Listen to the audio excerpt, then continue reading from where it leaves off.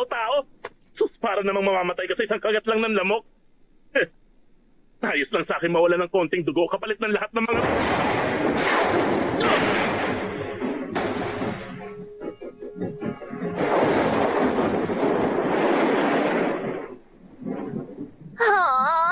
Pambihira naman kayo. Yun na ba yun lahat? Kulang na kulang pa yun eh. Ganun pala. Inuutusan mo silang sumipsip ng dugo. Tapos saka mo yun kukuning lahat. Posibleng kinokontrol mo ang mga lamok gamit ang isang uri ng signal. Yun siguro ang dahilan sa likod ng kakaiba nilang pagkilos. Tupukin.